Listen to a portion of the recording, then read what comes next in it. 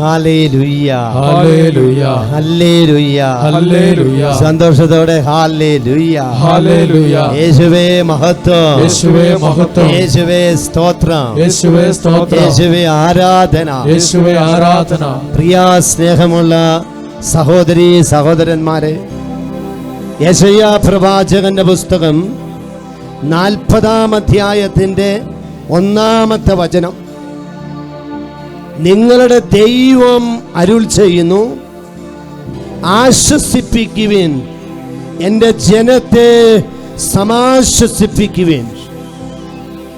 എൻ്റെ പ്രിയപ്പെട്ട സഹോദരങ്ങളെ, കർത്താവിൻ്റെ വചനം ഇന്ന് വളരെ വ്യത്യസ്തമായ വിധത്തിൽ നമ്മുടെ ഓരോരുത്തരുടെയും മുന്നിലേക്ക് വെച്ചു തരികയാണ്. കർത്താവ് ഈ വചനം പറയുമ്പോൾ ഓരോരുത്തരെ വ്യക്തിപരമായി അറിയുന്ന ഒരു ദൈവമാണ് നമ്മുടെ ദൈവം. പ്രിയപ്പെട്ട സഹോദര സഹോദരി, നിന്റെ ജീവിതത്തെ അറിയുന്ന, കാണുന്ന, മനസ്സിലാക്കുന്ന ഒരു ദൈവം, അത് നമ്മുടെ ദൈവമാണ്. നീ ഒരുപക്ഷെ നിന്റെ ജീവിതത്തിൽ പ്രധാനപ്പെട്ടതെന്ന് കാണുന്ന പലരും നിന്റെ ജീവിതത്തിൽ കടന്നു പോകാം. പക്ഷേ നിന്റെ ജീവിതത്തെ യഥാർത്ഥത്തിൽ കാണുന്നറിയുന്ന ഒരു ദൈവം നമ്മുടെ കർത്താവാ. എന്തുകൊണ്ട് അച്ഛൻ ഇങ്ങനെ പറഞ്ഞെന്ന് ചോദിച്ചാൽ, ഓരോരുത്തരുടെയും അവസ്ഥ അറിയുന്ന കർത്താവ് ഇന്ന് നമ്മൾ ഓരോരുത്തരെ വിളിക്കുക, ആശ്വസിപ്പിക്കാൻ, സമാശ്വാസം കൊടുക്കാൻ.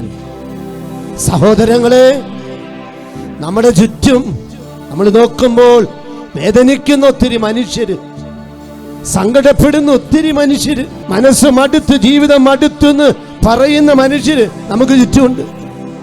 ജീവിതം തകർന്നു പോയി, ജീവിതത്തിന്റെ എല്ലാ വഴികൾ അടയപ്പെട്ടു പോയി.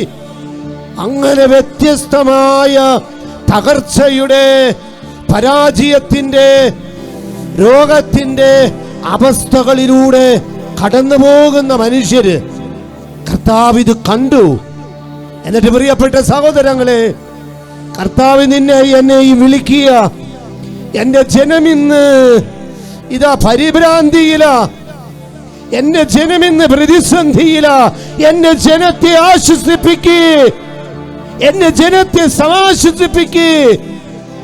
പ്രിയപ്പെട്ടവരെ, നമുക്ക് ഓരോരുത്തർക്കും ലഭിക്കപ്പെട്ട ഉത്തരവാദിത്വം അവനെയും അവളെയും പിടിച്ചുയർത്താനുള്ള കരങ്ങളായി നമ്മുടെ കരങ്ങൾ മാറണം.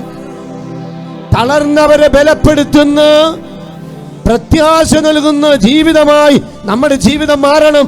അങ്ങനെ മറ്റുള്ളവരെ ദൈവത്തിലേക്ക് ഉയർത്തുവാൻ, തളർന്നവരെ, ജീവിതത്തിൽ അടഞ്ഞുപോയി കിടക്കുന്നവരെ കൈപിടിച്ചുയർത്താൻ, പ്രത്യാശ കൊടുക്കാൻ, സമാധാനം ആശംസിക്കാൻ, സന്തോഷത്തിന്റെ വഴികൾ പറഞ്ഞു കൊടുക്കാൻ കർത്താവ് നമ്മളെ അവരോധിക്കുക. അതിന്റെ അഭിഷേകം നമ്മളിൽ കർത്താവ് തരികയാ.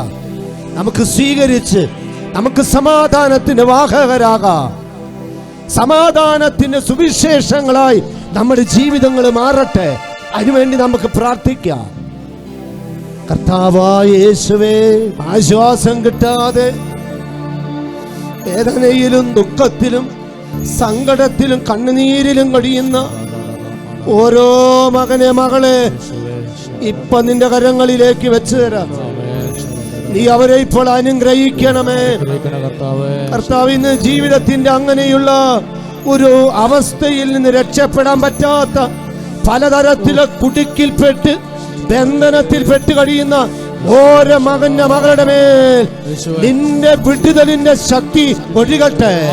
അപ്രകാരമുള്ള ബന്ധനങ്ങൾ, കെട്ടുകൾ വീട്ടടിയട്ടെ, വീട്ടടിഞ്ഞു പോകട്ടെ, വിടുതൽ പ്രാപിക്കട്ടെ, നിരാശ വിട്ടുപോകട്ടെ, സങ്കട സ്വഭാവം വിട്ടോടിയട്ടെ, കണ്ണുനീരൊപ്പപ്പെടട്ടെ, അഭിഷേകം പ്രാപിക്കട്ടെ, ഇപ്പോഴും എപ്പോഴും എന്നേക്കും. ആമേൻ. യേശുനാഥന് ആരാധന, യേശുനാഥന് ആരാധന, യേശുനാഥന് ആരാധന, യേശുനാഥന് ആരാധന, യേശു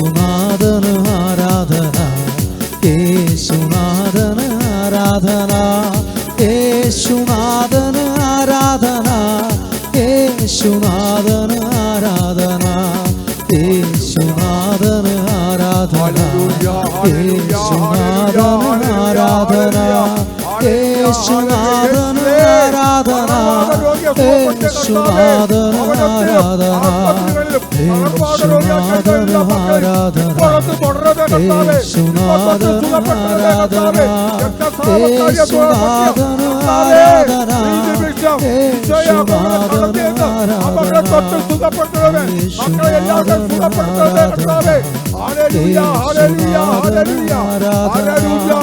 യേശുനാഥന് ആരാധന, യേശുനാഥന് ആരാധന.